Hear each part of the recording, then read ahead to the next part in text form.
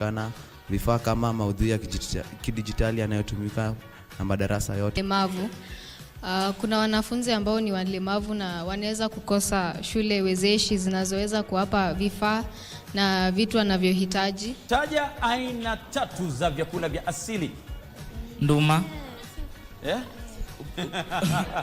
Hapo kwa mbali akasikia sauti. Nyaruguru, nyaruguru, nyaruguru yo. Kutumia viziada lugha. Kutumia viziada lugha. Nimependa sana hoja yako.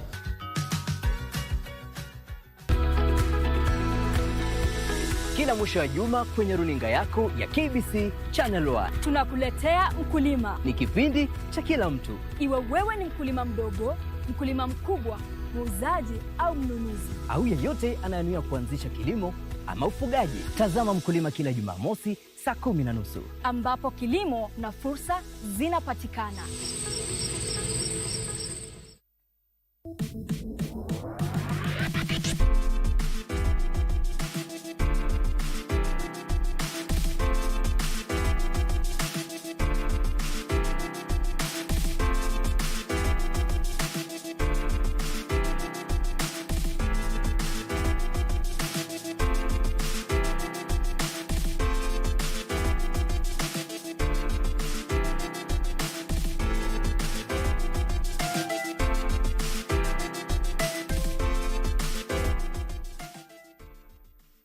Nairobi, your time is now.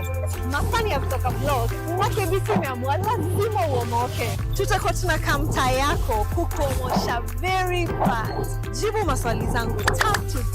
Tuoneka kweli wewe ni true fan wa KBC Channel 1. Na ukizipata 25k ni yako.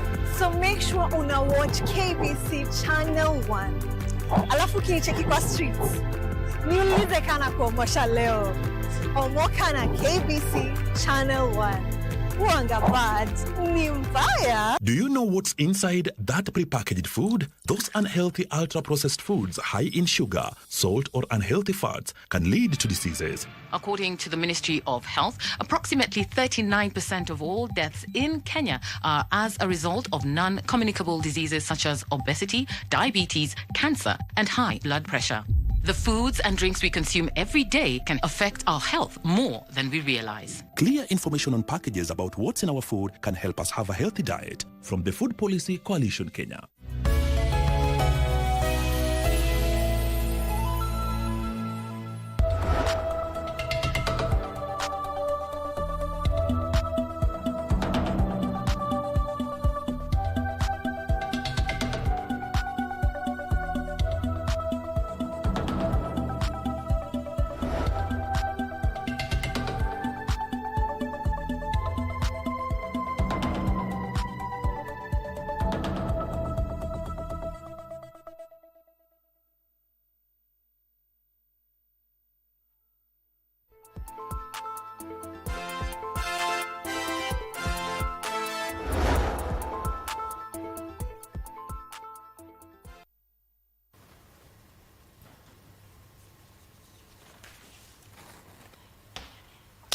Hello, and thank you for joining us for Lunchtime News on KBC Channel 1. We are coming to you live from the Broadcasting House in Kenya's capital, Nairobi. My name is Giverson, Maina, and our sign language interpreter is Caroline Joroge. So join us for the next 1 hour for news within and, of course, across the country. And our business along the northern corridor at the Bungoma-Malaba Highway came to a standstill owing to a huge traffic snarl-up attributed to shortage of scanning machines at the Malaba one-stop border point. Truck drivers applying the route say they have lost many working hours, making their journey longer than necessary. They're calling on the government to intervene.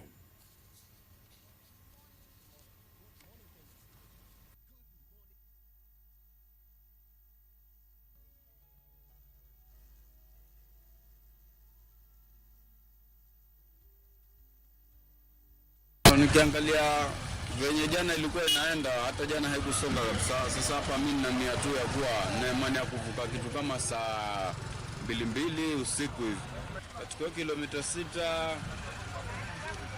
Inaweza chukua the whole day siku nzima, sababu hatuwezi jua pia itakuwa kama jana venye ilikuwa. Jana nimeingia saa 1 asubuhi mpaka saa 1 jioni ndio imeanza kusonga. We are stranded from yesterday 9 up to now. We have been moving the whole night, so I can't easily tell what's going on. You cannot have 10,000 trucks crossing the border with only one scanner, and you cannot have one scanner one side and one scanner this side of Kenya, whereby every truck has passed through the scanner so that you can continue.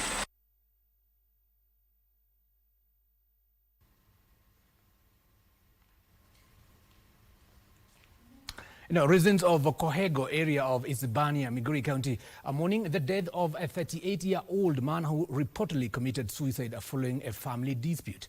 His father, Zebron Mwita, says his son has been experiencing conflicts with his wife, which at one point led to his arrest and arraignment in court. Before his death, the deceased requested his father's permission to sell part of the family land, but it was declined. Authorities have since laughed, or rather, as local leaders urge the residents to seek counseling and support whenever they face life's challenges or family disputes.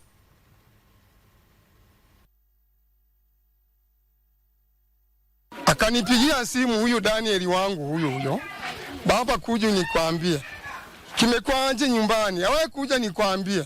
Mimi nimekuja mpaka nyumbani, tumeongea na yeye, walikuwa watu watatu, ambapo kila alinielezea eti nimpatie shamba auze. Mimi nikakataa. Alikuwa nishakamatwa kwa kusoswa mke wake, ile tulimshughulikia jana. Ndugu yangu akaniita, tukaenda huko kotini, tukaenda tukamshughulikia, tukaenda tukamtoa. Baada ya kumtoa tukamleta ambapo ni jana ilikuwa. Venye alikamatwa ni matatizo tu kidogo tu, hiko kwamba ni kitu kwamba itasababisha jinyonge. Nilisikia alikuwa amerewa, kuingia bedroom hakuwa, kutoka nikasikia simu inaitana. Nikasema ndugu yangu labda amerara, vile nimesikia alikuwa amekunywa pombe amerara. Kwenda kuingia kwa bedroom ya pili nikapata amejiwekea neti, amejinyonga. Laikipia County has officially launched the Laikipia Apiculture Development Strategy, an ambitious initiative aimed at expanding modern beekeeping, promoting organic farming and strengthening household incomes across the county. The program, spearheaded by the Department of Agriculture, is designed to promote sustainable livelihoods while enhancing food security and environmental conservation. Beekeeping is being promoted as it is a low-cost but high-return venture, particularly at a time when climate change continues to affect crop and livestock production.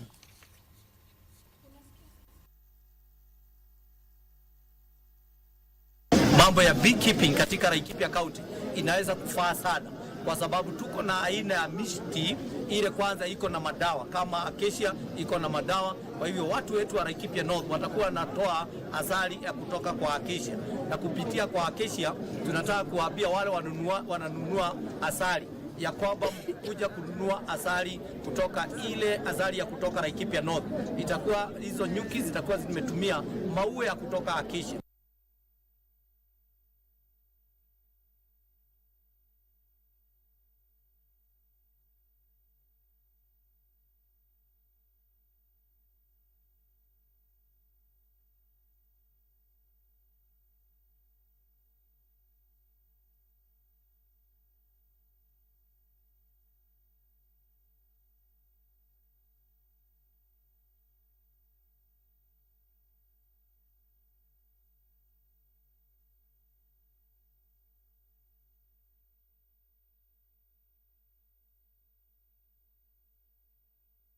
Encouraged to purchase certified seeds and farm inputs to reduce incidences of counterfeit products. Bayer East Africa Managing Director John Kanyingi says I would urge seed companies to enable farmers to easily identify genuine seeds. He was speaking during an award ceremony to conclude AIDS Scratch and Win campaign, which promoted the use of certified seeds among farmers to enhance crop yields and ensure food security in Kenya. Focus is smallholder farmers, and with that comes the challenge of affordability, as you've correctly mentioned.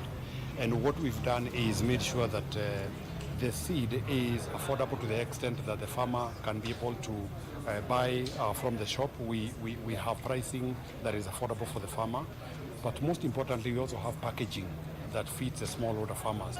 We put a label on it to assure farmers that they can confirm that that seed is of high quality. When they are buying, they scratch, they send a message to 1393, and then it's free of charge.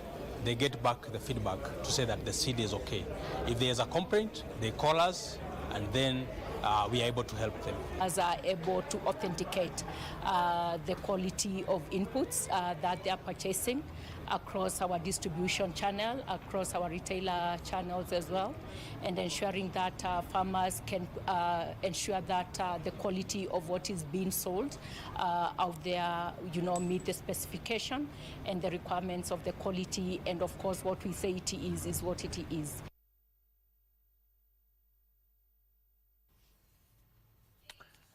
The Pest Control and Products Board, PCPB, has confiscated a 40-foot container loaded with unlicensed and illegally imported mosquito and incense sticks at a container freight station in Mombasa County, now citing a serious health risk to consumers.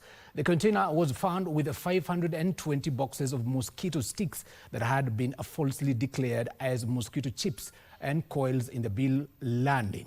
Now, the products allegedly imported from China was seized at the Makupa Transit Shed, a customer-bonded area. Now, PCPB Chief Executive Officer Frederick Mushiri said the products had previously been found on sale by distributors mainly in Garissa County, promoting compliance officers to launch investigations aimed at identifying the main importer.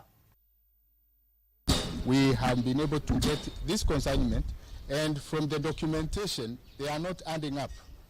The documentation shows that this product was supposed to have gone to a different CFS, but we have been able to trace it in this CFS.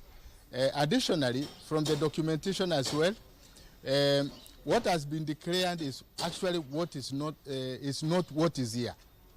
And it was meant to disguise, and it was supposed to move out very fast, only that with the systems here, we were able to nab it before it moved out. Now, Matayo's Member of Parliament, Godfrey Odanga, is claiming that Ugandan citizens are being illegally registered as voters in parts of Busia County ahead of the 2027 general election. Now, speaking during the National Budget public participation exercise in Busia County, the legislator claimed that some politicians in the county are facilitating the unlawful registrations of foreign nationals to influence future elections outcomes.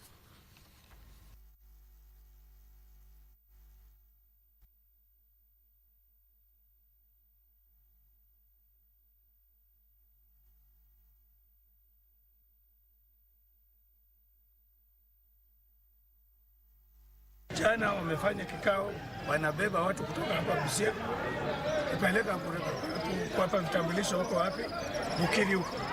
Hata wengine walileta Waganda, in fact they were doing it. Now that story takes us to a very short commercial breather, but don't go too fast, still so much more coming our way.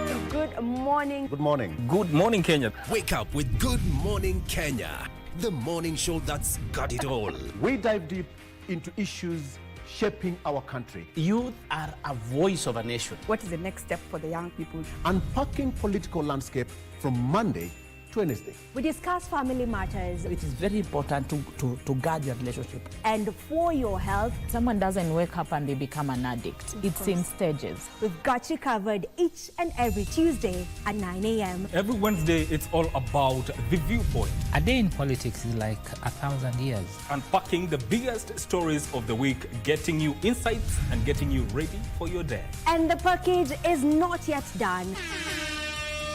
I get to fix your Thursday with some entertainment. Entertainment Thursday, it is. Good Morning Kenya, We shape your day.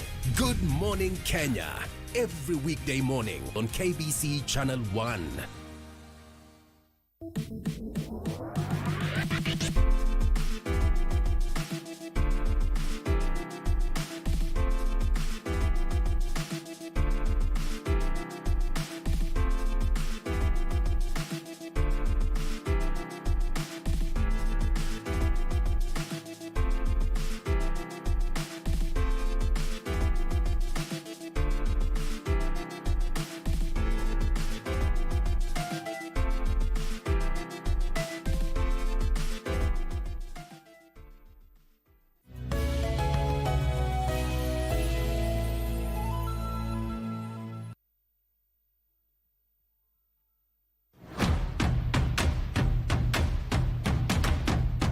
Lights on, volume up.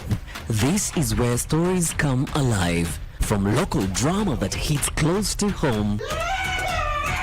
Huyu ni nani? Alinivamia akiwa na vijana wengine wawili. Toka nje! Hii ni nyumba yako. Yote ni porojo. To international series everyone's talking about. Stories that pull you in. Characters you won't forget. Stop complaining and just get out of here. Go now, go. We turn up the volume with music that moves, showcases rising stars and bring the beat straight to your living room.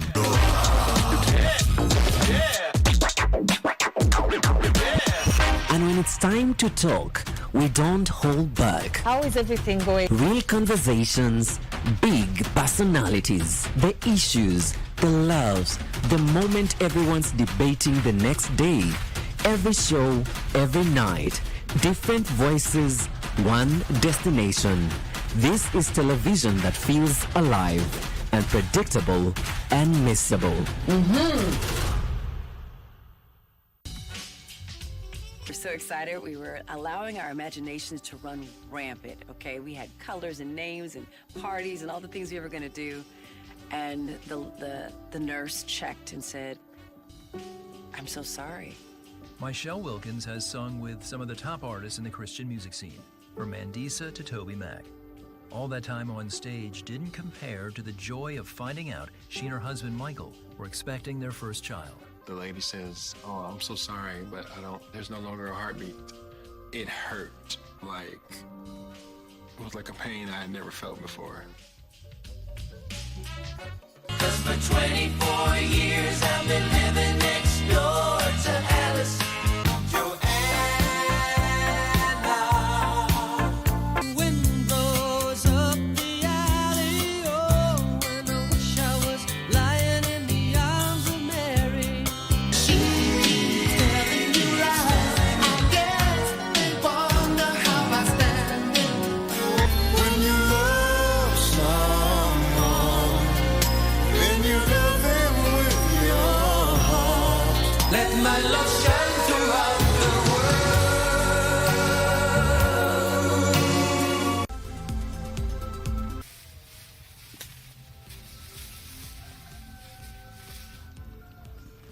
Wiki hii kwenye Mkulima tunaangamiza dhana potovu kuhusu matumizi ya biopesticides. Na vile Boniface, tuangalie manufaa yanayotokana na kukuza mimea tofauti katika shamba lako.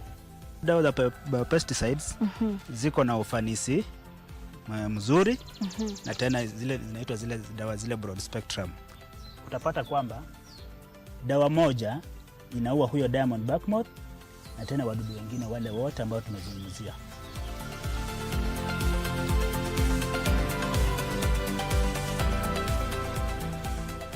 Ungana nasi Jumamosi saa 10:30 hapa KBC Channel 1 kwa mseto kamili wa kilimo.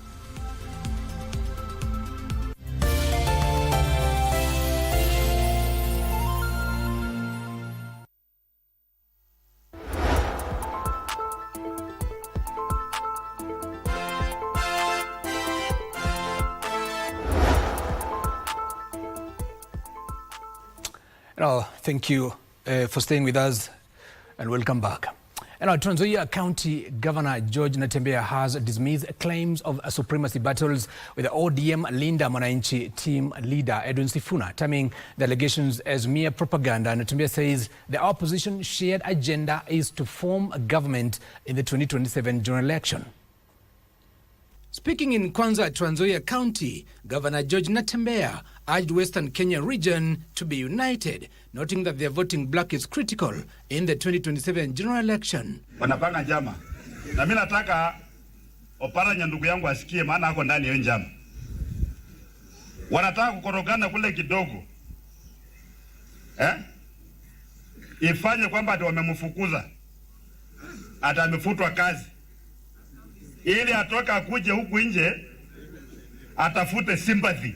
He dispelled rumors that he was locked in a supremacy tussle with ODM Linda Mwananchi faction leader Edwin Sifuna. Sisi kama upinzani tumekubali kwamba tutakuwa united. United. Hakuna ugawanyika. Kuna wengine wanataka kuleta vita ambayo hakuna kati yangu na Sifuna. Sifuna ni ndugu yangu. Tunapigana kwa sababu gani? These as Kenya Kwanza leaders drawn from Baringo County express confidence of retaining the presidency in 2027 following their performance in the recently concluded by-election in Emurua Dikir constituency in Narok County. Walikuwa na kelele watashinda kule Emurua Dikir. Wamelimwa ama hawajalimwa? Wamelima chini. Walikuwa nadhani watashinda kiti ya MCA kule Samburu. Wamelimwa hawajalimwa? Hata kule Elgeyo Marakwet pia wakalimwa. Na hata huko Olkalou tutawalima huko. Hata hapa Baringo 2027 lazima tuwanyoroshe, na chama yote itakuwa UDA kuanzia MCA mpaka governor mpaka president huko juu, si ndio?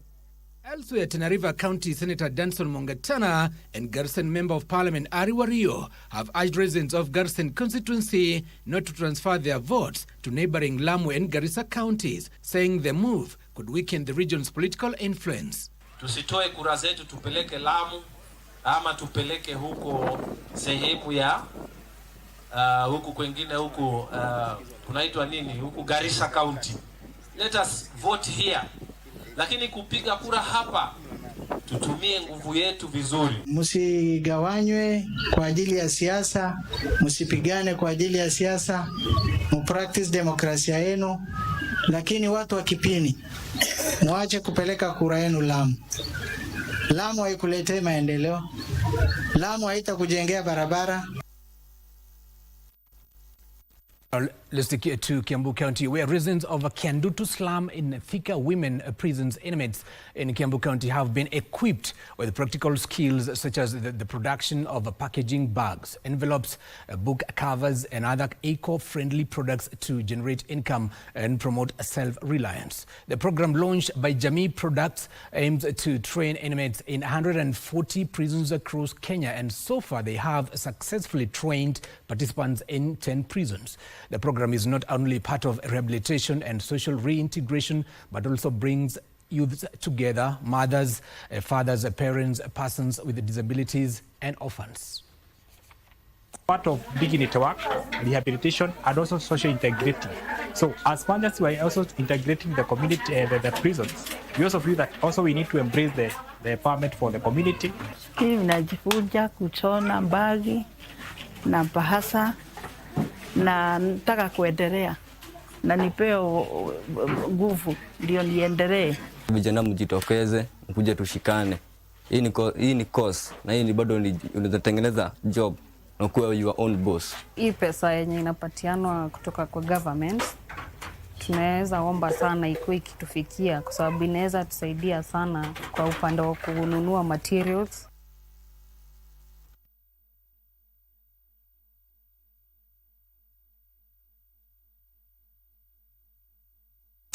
And statisticians are calling for streamlining of licensing framework for research activities. Now, these emerge during a public participation exercise in Kisumu County for the proposed Statistics Bills 2026, as Wycliffe Okech now tells us.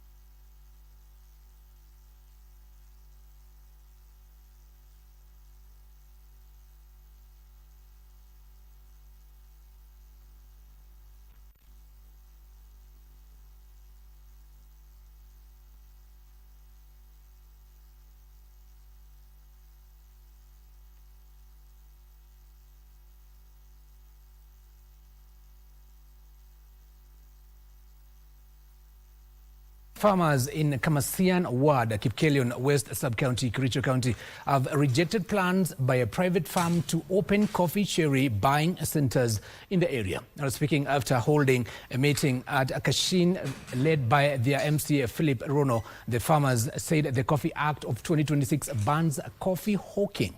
The farmers said the investor could have approached and brought from cooperative societies which have been financially beneficial to the farmers.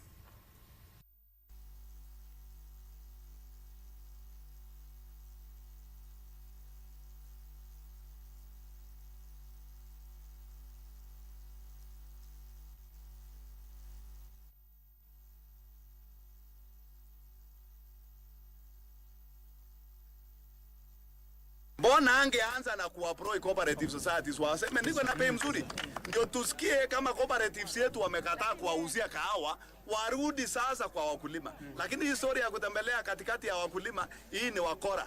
Wanajaribu kushika vijana wetu huku wakiwaahidi makubwa ambayo hayawezi kupatikana, na tuna uhakika hayawezi kupatikana kwa sababu yale ambao wanaahidiwa, hata tukifanya analysis za Kenya nzima haijawahi onekana. Tukianza kufunja these cooperative societies, tuanze tuuze kahawa yetu kama mitumba. Sijui kama tutapona au tutaishia.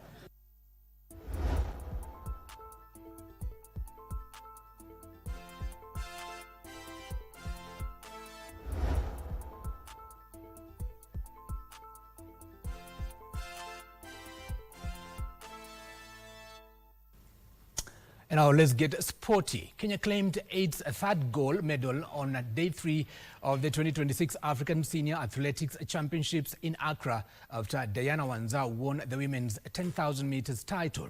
Wanza crossed the finish line in 31 seconds, 33.26 seconds ahead of Rwanda's Florence Nyonkuru, who finished second in 31 minutes, 43.73 seconds, while Ethiopia's Seifu Abreha settled for bronze in 31 minutes, 45.9 seconds. Meanwhile, Belinda Oburu finished third in the women's shot put with a distance of 16.39 meters. And she has done it, 10-1-3-3. A season and a personal best for a Kenyan. What a night she has had, what a race she has had. That throw was 14.48.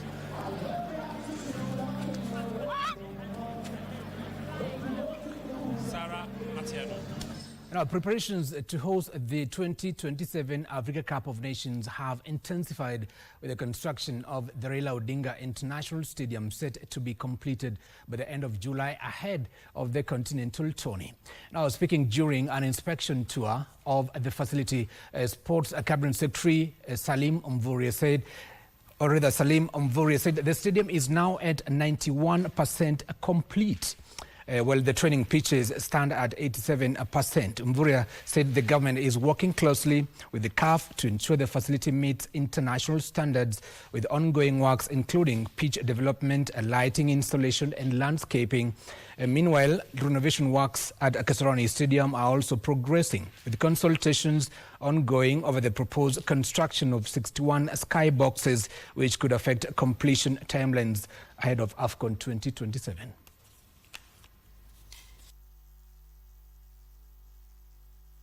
The team from CAF have also been here. There's requirements that they had recommended, and we are happy that those requirements have been incorporated.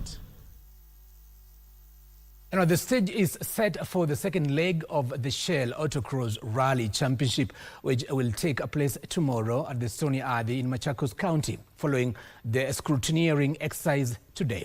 Now, Neil Gohil remains the man to watch in the open class, which he has dominated after glorious outings in the two-wheel drive non-turbo car and buggy class in 2023. Shim Omar hopes to carry on the four-wheel drive turbo, which Michuki Hinga wants to hold on to the driving seat of the two-wheel drive after his first leg triumph. After other competitions who will be a force to reckon with, the mother and daughter team of Tinashe and Caroline Gatimu and also Suleiman Munywa. The 2026 Autocross Rally Championship will run until November up.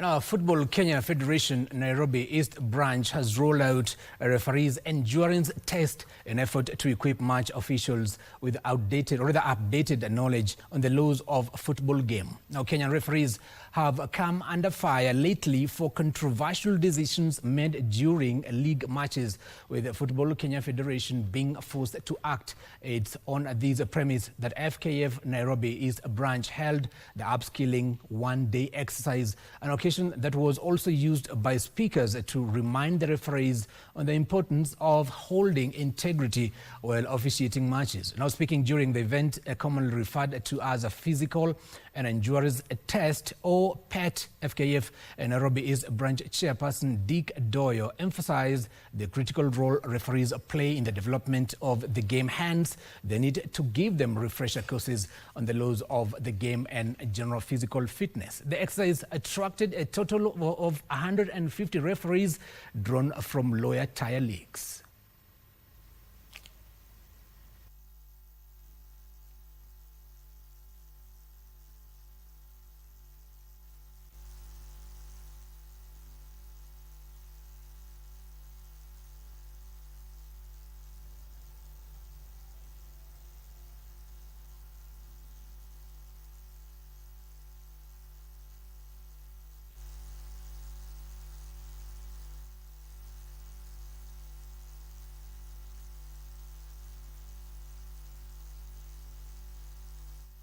We may reduce the number of complaints that we've been receiving each and every week. With the exercise that has been conducted today, I'm seeing some quite good progress. Upande wa technical pia wanakuwa empowered. So utapata hapo tumepunguza zile challenges, zile cases, zile complaints zitakuwa zimepungua kabisa. Ingawaje, as you know, referees are human beings. Human beings are never perfect. To the female referees, I would encourage them to join the referee. They fear that they will be beaten by men, which is a myth. The pressure of the game makes the referees fear the game situations, but in the referee communities, the game is fun as a lady. Now let's take you to Nakuru County Matters boxing now. All the big shots through to the finals of the first leg of the 2026 National Boxing League being held in Nakuru.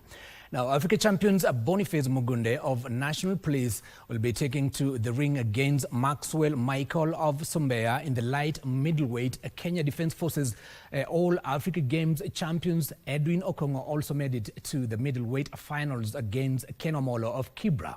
Now, his teammate Robert Okaka, who reached the quarterfinals in the World Championship, will be against George Cosby of Kenya Police in the lightweight, or rather in the light heavyweight. Now, Kenya Defence Forces Veronica Mbithe and Frieza Anyango also sailed through to the finals in the ladies' flyweight and welterweight, respectively.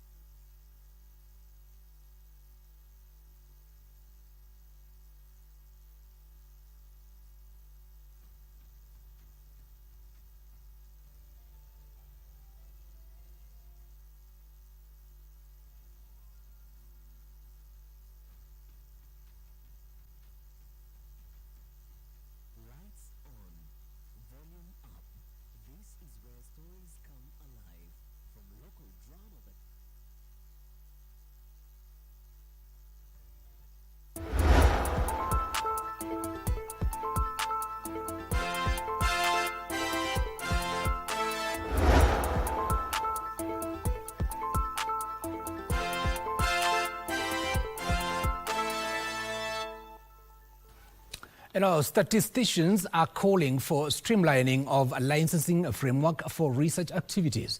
This emerged during a public participation exercise in Kisumu County for the proposed Statistics Bills 2026, as Wycliffe Okech now reports.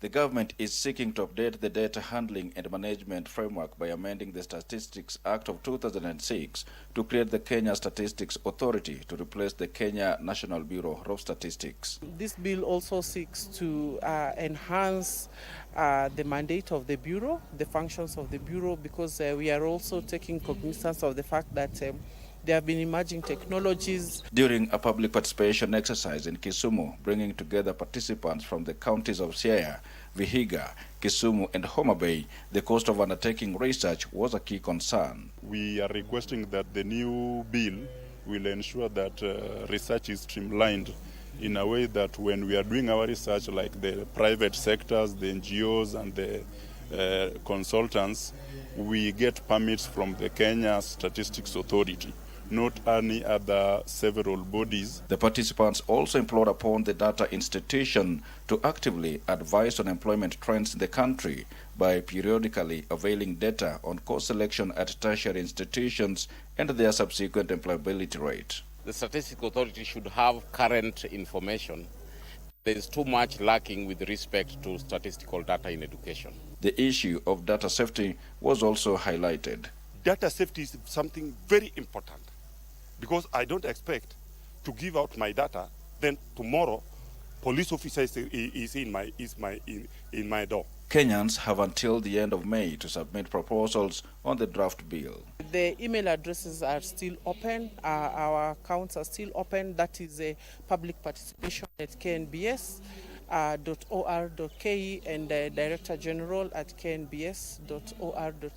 Reporting for Channel 1 from Kisumu County, I am Wycliffe Okech. The latest fuel price adjustment announced by the Energy and Petroleum Regulatory Authority, EPRA, has sparked mixed reactions from legislators and transport operators. Members of Parliament allied to the ruling party have defended President William Ruto, attributing the increase to the ongoing conflict between the United States and Iran. However, those in opposition have blamed the government for politicizing the prices. Here's more. In the latest fuel price review announced on May 14, 2026, Energy and Petroleum Regulatory Authority (EPRA) increased the price of super petrol by 16 shillings and 65 cents per litre and diesel by 46 shillings and 29 cents per litre, while the price of kerosene remained unchanged. Legislators who are pro-government, led by Kibwezi West Member of Parliament Mwengi Mutuse and his Mwengi West counterpart Charles Nguna, have defended President William Ruto, saying the increase is not his fault. Hii vita tuachane nayo, tunaumia. Sasa ukiangalia bei huko United Kingdom imefika hata 300 shillings. Ukiangalia hizi nchi zingine ziko hapa Uganda, Tanzania, kila mahali bei ya mafuta imepanda. The MPs also criticized opposition leaders, accusing them of misleading Kenyans regarding the fuel price hike. Maneno ya mafuta imepanda na sisi wenyewe hatufurahishwi na mambo ya gharama ya maisha ya mwananchi wa kawaida kupanda. Lakini ni vizuri viongozi, tukiwa wale viongozi ambao tunaunga mkono serikali na vile vile wale ambao wako kwa upinzani, tueleze wananchi ukweli. But a section of opposition leaders led by Kiharu Member of Parliament Ndindi Nyoro have blamed the government for the increase. That we see EPRA releasing their gazette notice. But every time now we have been seeing the government belatedly coming with some shenanigans of trying to reduce some components way after EPRA has given their notice. As we are all aware, fuel products and especially diesel is an ascendant component when it comes to production, when it comes to transportation, and basically the entire facets of the economy. However, Ndindi Nyoro has proposed the amendment of the value-added tax and fuel levy, a short-term move to cushion Kenyans against the high fuel cost. The amount Kenyans pay at the pump for distribution and margins of importers of fuel and retailers and wholesalers is around 22 shillings. I'm proposing that we reduce by 4 shillings, is that we must reduce our VAT further from the current 8% to 0.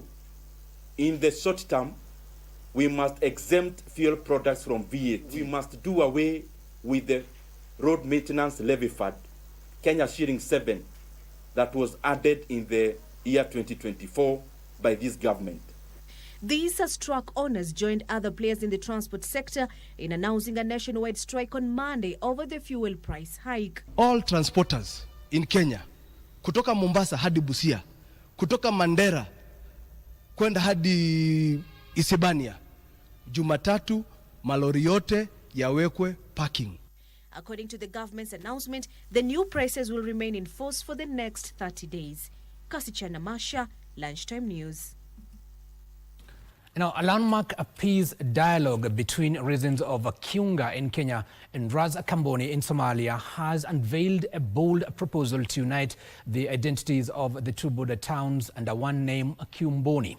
Now, the talks also focus on healthcare, trade and long-standing documentation challenges facing border communities. Now, speaking during the meeting, Lamu Deputy Governor Dr. Mohamed Mbarak said the national government is working to resolve long-standing identity card challenges affecting eligible residents living along the border. Now, the leaders said the initiative aims to strengthen peace, enhance cross-border coexistence, and even unlock economic opportunities between the two neighboring countries.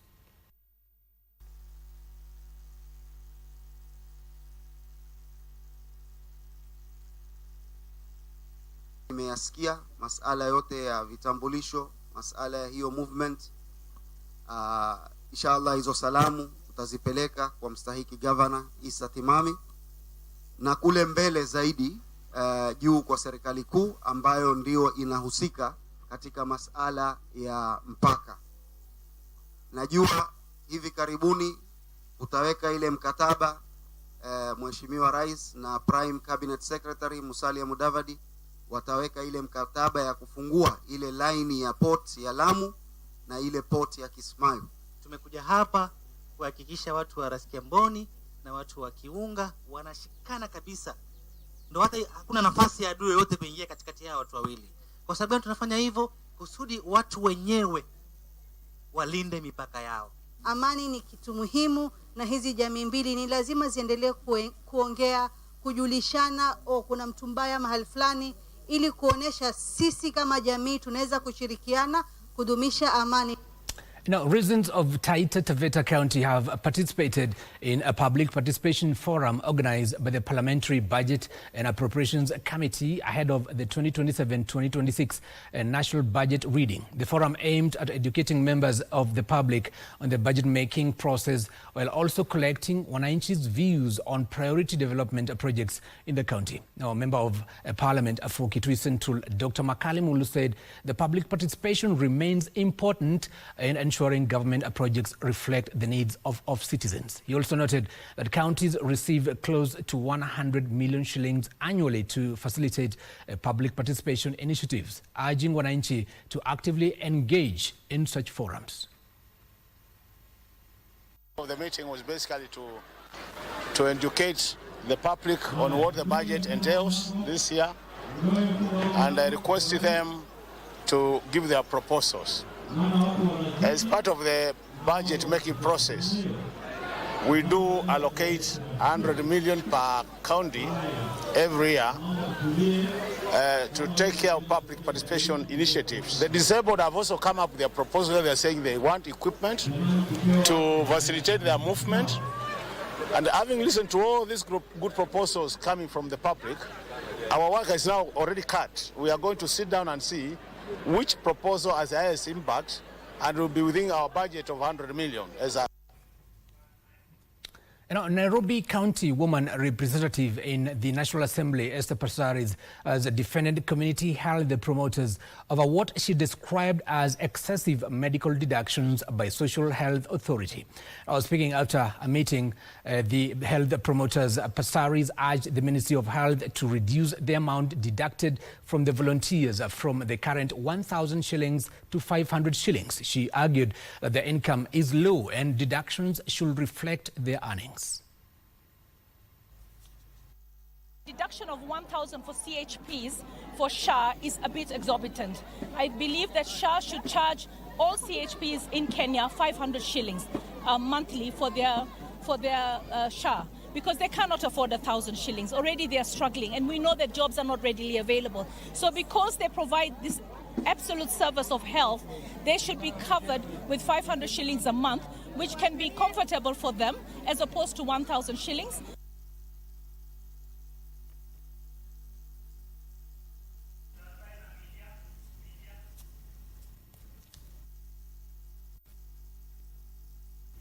Now, the Kenya Broadcasting Corporation is among institutions and individuals recognized for shaping the future of journalism in Kenya during the annual Media Excellence Awards held in Nairobi.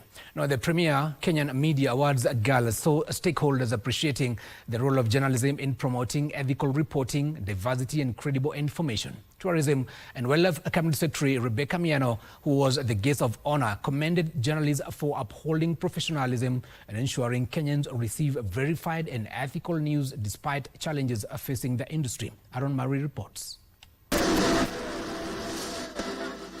The annual Media Excellence Award, AMEA, formerly known as AJEA Awards, organized by the Media Council of Kenya, brought together journalists, editors, media owners and policymakers in a celebration of excellence in Kenyan journalism.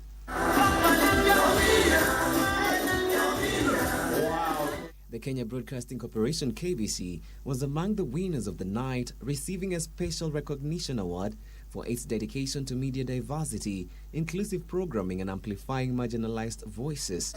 KBC for the good work. Let's take the switches, let's smile at them and the work they have done. But today we are very excited because we can see the efforts that we've put in through our reporters. The steady efforts are starting to bear fruits through our reforms. And in that, some of our staff were recognized, especially in the disability area. We are very excited. We are proud of them. For us, the motto is that we keep our staff first. Despite the fact, there could be physically challenges, but they also contribute a lot. So we are very proud of that. This award is not for the CEO, it's for each and every staff, every employee, every engineer, every worker, anyone who puts their effort to ensure KBC gets to where it is. Moses Chira was feted for his voiceover prowess in KBC radio and television productions, as was Evans Bondi, whose powerful voice fills the airwaves of KBC Mwango FM. KBC's Sharon Chebiwot earned special recognition for her radio program On the Spectrum and Women on the Move. Veteran journalist and former KBC radio producer Topista Nabusoba received the Lifetime Achievement Award. Come on now. This is one thing that I did not expect, because I know that journalists of my generation are many, and there are journalists who have achieved a lot during our time. During our time, we didn't have our journalism. You just did your work with passion. So I see so many of us out there, and I see even others on whose shoulders I stepped so that I can be propelled by them, because they are my mentors. Vernacular stations and independent media platforms were recognized for their expanding influence in informing local communities. Tourism and Wildlife Cabinet Secretary Rebecca Miano lauded journalists for maintaining ethical standards and promoting credible reporting at a time when misinformation continued to spread rapidly online. We gather here tonight to honor those who file stories with focus, with rigor, and an unshakable fidelity to truth. As the government champions the digital economy, we must guard against the troubling practice of admitting unchecked social media content into mainstream bulletins without the much needed verification. Media Council of Kenya Chairperson Maina noted the growth of social media consumption, which he said now stands at 39%. Christopher Kipsang of Willow Media was crowned the 2026 Journalist of the Year as the curtains come down on a glamorous night celebrating media excellence. The Excellence Media Award has not just been about trophy, but recognizing the efforts the journalists are putting up every single day. Reporting for KBC Channel 1, I'm Aaron Marie.